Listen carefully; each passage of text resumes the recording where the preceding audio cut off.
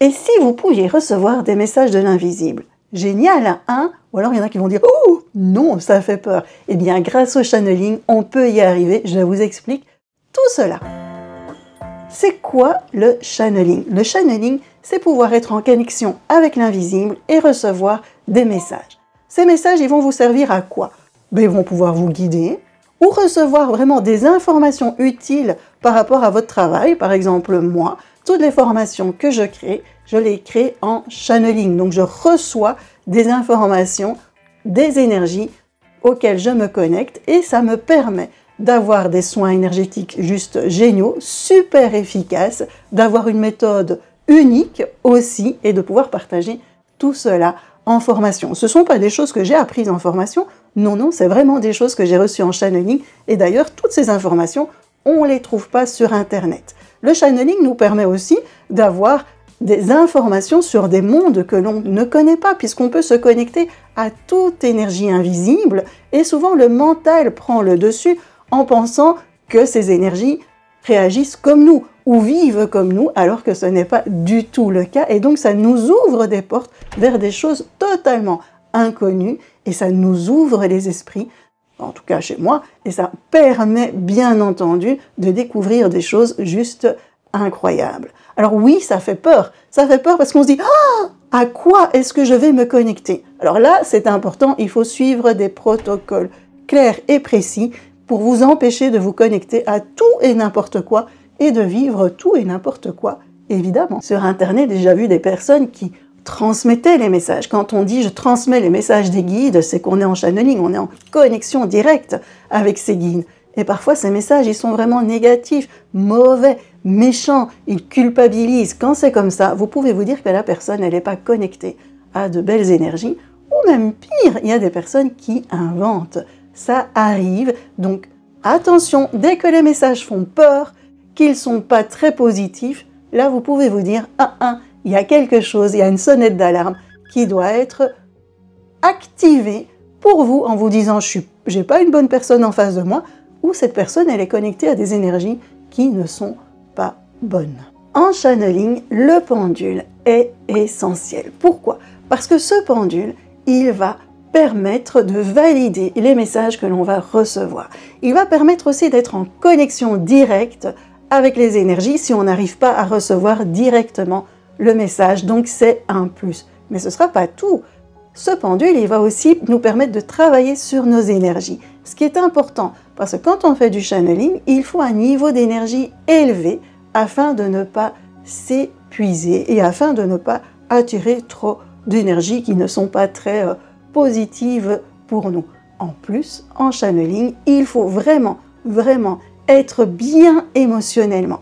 Parce que si, par exemple, vous avez peur du message que vous allez recevoir, eh bien, vous allez bloquer ces messages, tout simplement. Si vous avez des croyances par rapport à ce qui peut vous entourer, disons que vous pensez qu'il n'existe pas d'énergie à l'extérieur de vous, ou autour de vous, eh bien, vous risquez de bloquer ces messages aussi.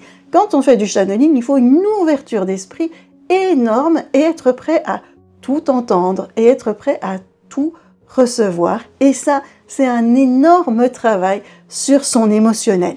Et c'est là que le pendule intervient, parce qu'on peut travailler sur son émotionnel grâce au pendule. Donc pour moi, l'apprentissage du channeling, il vient dans l'ouverture d'esprit, un travail vraiment sur soi au niveau énergétique et un travail sur soi au niveau émotionnel. Alors, est-ce que ça se fait en un claquement de doigts? Pas du tout. Non, on ne peut pas apprendre à se connecter à des énergies invisibles en une journée. Pourquoi? Parce qu'il faut vraiment apprendre le protocole pour y arriver. Il faut pouvoir le faire il faut apprendre le protocole pour réaliser tout cela en toute sécurité. Et puis on commence avec des énergies vraiment bénéfiques en zone de confort pour pouvoir après aller vers des énergies totalement inconnues et s'ouvrir petit à petit. Donc cela se fait en plusieurs semaines, bien entendu. Puis un travail sur soi, ça prend du temps. Ça veut pas dire que si on a encore des blessures émotionnelles, on ne peut pas faire du channeling. Non. On aura toujours des blessures émotionnelles. Toute notre vie, on en aura. Mais c'est important de travailler déjà sur des grosses blessures, sur des gros paquets que l'on tire pour pouvoir être bien et pour pouvoir être serein. Parce que pour faire du channeling, il faut être en paix. En paix avec soi-même, en paix avec ce qui nous entoure, en paix avec ses énergies et surtout être zen.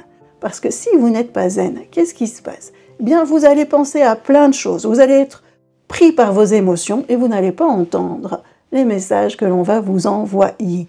Donc, en fait, ce channeling, il est génial. Pourquoi? Parce qu'il nous permet d'apprendre des choses qu'on n'imaginait pas, d'entrer en connexion avec des énergies qu'on n'imaginait pas, et donc de voir le monde d'une autre manière. Et ça, c'est génial. Avec du temps, de la patience, de l'entraînement, on peut y arriver. Et surtout, en utilisant le pendule. Et c'est pour ça que j'ai créé une formation channeling pour professionnels. Cette formation, elle est faite pour les médiums, les personnes qui tirent les cartes, etc. Pourquoi? Parce que souvent, ces personnes-là, comme moi, au début, on le fait de manière intuitive. Et puis, boum, patatras, on est complètement épuisé. Et puis, on se dit, mais qu'est-ce qui se passe? Parfois, je ne réagis pas comme il faut. Il y a quelque chose qui cloche parce qu'on n'a pas les protocoles comme il faut. On n'a pas les bons protocoles pour faire tout cela en pleine sécurité. Et vous savez que ma mission, c'est de vous permettre de rayonner, vous permettre d'être bien. Et c'est pour ça que cette formation, elle existe. Elle est là pour accompagner les professionnels qui ont envie d'ajouter une corde à leur arc et donc de pouvoir permettre aux clients d'avoir d'autres types de réponses, de pouvoir être en connexion avec d'autres énergies, mais tout cela pour que aussi ces professionnels ils ne soient pas épuisés et qu'ils puissent transmettre des messages clairs, précis, avec amour et où tout le monde se sent bien. Pas mal, hein? Si vous voulez être au courant de ces formations, ben inscrivez-vous à la newsletter et je vous dirai quand est-ce qu'il y a les prochaines masterclass. Si vous avez appris des choses pendant cette vidéo, ben n'hésitez pas à commenter, n'hésitez pas à aimer, à vous abonner.